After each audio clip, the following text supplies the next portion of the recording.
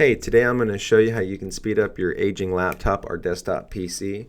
But not only that, I know Neverware has been covered and it's all over the internet, so you can probably discover countless tutorials. But I'm going to show you a spin off of an educator perspective and how, as a teacher, you can use Neverware in the classroom and improve the performance on the laptops or desktop PCs that have been sitting in your room for a long time.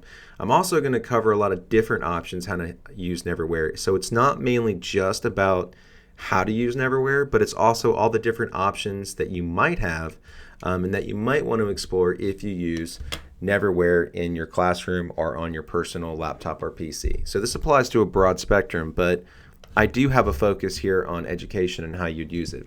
Now, I've used Neverware on multiple types of laptops and desktops across the system, and I've used it in multiple types of ways. So with that, I'm going to go ahead and get started and show you how to just even install Neverware. So the first thing you want to do is go to neverware.com in your browser, and then when you get there, you're going to go right here and get started. What you're going to do is install the Home Edition. Now the Home Edition is free and it works for anyone, and you can use it on any laptop or desktop. Now for education, we've purchased 100 licenses because there is a situation where we have to test on those devices and we need to control them from the Google Admin Console. So if you're a school system and you need to use these devices for testing, please think about this option because you're not going to be able to use testing or other situations with personal or home use. So that's the school perspective as well, and we've used this and it's worked great. Now, one thing is we bought 100 licenses and they are transferable, meaning once the device, let's say it dies, you can take away that license from that device and put it on another device. So that's a great option if you're a school system and you need to have control of those devices from the Google Admin Console, and that's one thing to explore. Now the Home Edition is what I'm covering today, and anyone can do it. So when you go to the Home Edition, you're going to go ahead and hit install. Now step one says you need to check your network or hardware compatibility. Technically speaking, you really don't have to worry about that because you could simply just use the USB drive and not format the hard drive and install Chromium onto that computer. But if you are wanting to install a dual boot or the computer is really old, it's probably a good idea to come over and check out the models that are certified. And I believe the certified models pertains to dual boot as well. Now, what you're going to want to do is go ahead and download the installer. So what I'm going to do is use a Mac today, and it doesn't matter really. It's very similar to Windows. The difference is the way that you unzip the file, and from that moment on, it's pretty much the same. So if you're on a Windows machine, it's going to be very similar, and if you're on a Mac, it's going to be very similar, not a big deal. So what we're going to do right now is go ahead and download the 64-bit Chromium or Neverware program, and I've already done that. You can see that I've downloaded that zip file right here. Now 32-bit is if the computer is really old. It is older than 6 or 7 years, and that's something you might want to explore. And this is where I would go and check the certified model list with 32-bit. So once you've downloaded the Cloud Ready program, what you're going to do if you're on the Mac is go right here for instructions. Now we've already downloaded the installer, so your next step is to unzip it. And you're going to use something called unarchiver. So what you're going to do is I'm going to minimize this.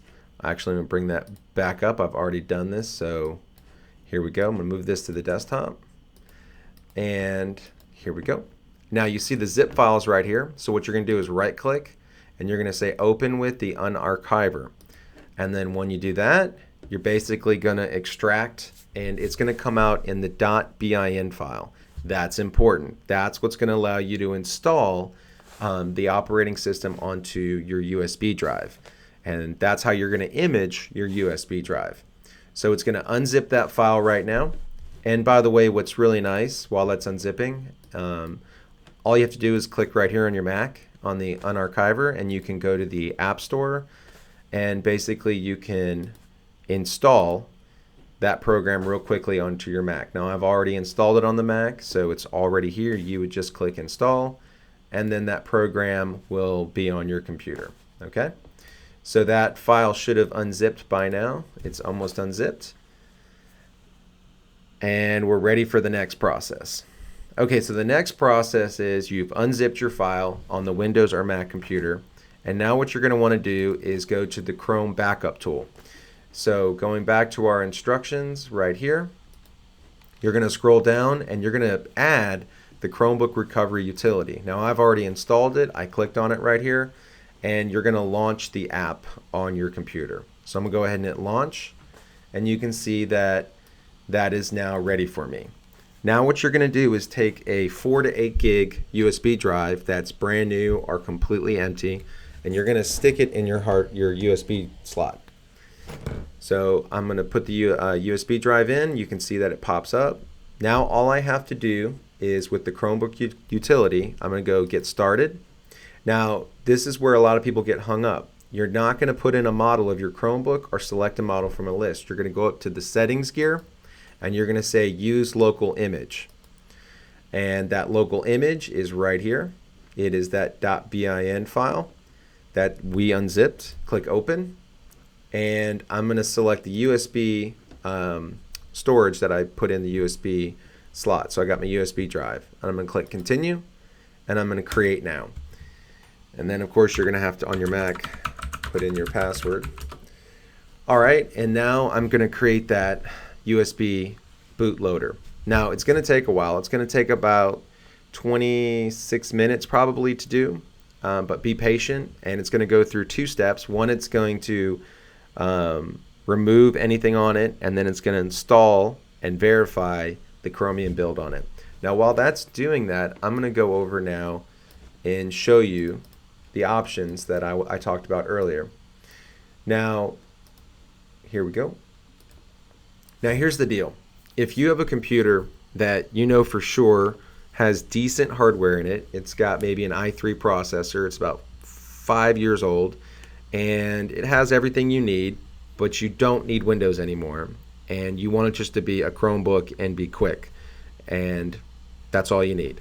So option 1 is basically to follow what I just did. Download Neverware, put in your USB drive, install the image onto the USB drive, and you can reformat your hard drive and install Neverware as your main operating system. Done that on many machines that we knew we just wanted to be Chromebooks. Option 2 is different.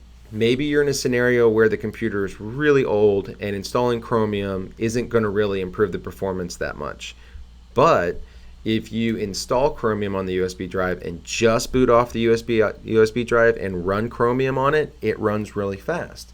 So for really old computers, and you don't really want to spend any money on the internals, or you can upgrade the internals, that's a great option. Now the only danger part with that is you do have a USB stick that's sitting in the back of the computer at all times, and if someone removes it or you break it, then you're not able to use Chromium anymore.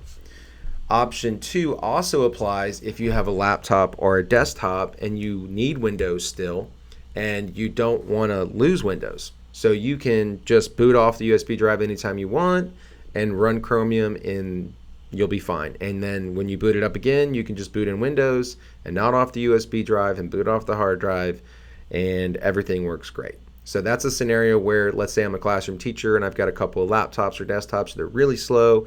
I get a couple of USB sticks and I can make them Chromebooks. So great way to do that. Option 3 is, I've had to do this for another reason. Chrome does use a lot of RAM. So if you have an older laptop or desktop PC, odds are you only have about 4 gigs of RAM. That's fine, but you're really at the borderline with the RAM that you need. So first step would be to install RAM. That is probably the most important thing to do with Chrome. For example, we use Onshape in an engineering program, and Chrome needs at least 6 gigs of RAM with Onshape. So if the laptop or desktop has 4 gigs of RAM, it's not really going to run the program the way you want to run it.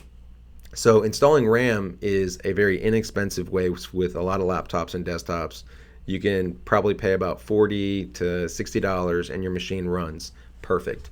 Now, if you really want to speed up your laptop or desktop, installing an SSD or a solid state drive will do that as well. You're still not spending anywhere near the amount of money you would if you bought a new laptop or desktop and you're breathing new life into this PC or laptop. Now, option 4 is interesting. Option 4 is you really don't need Chromium. Maybe you have a pretty good processor. Maybe it's an i5 that's only a couple years old, and you only had 4 gigs of RAM, so you install 8 gigs of RAM. And maybe your computer can just run Windows just fine, and you never really needed to go through this process at all. So just think about these options, because you do have a lot, and I've used them all for many different scenarios. So thank you for watching this part, and then in the next part I'm going to show you how to install Chromium onto the computer.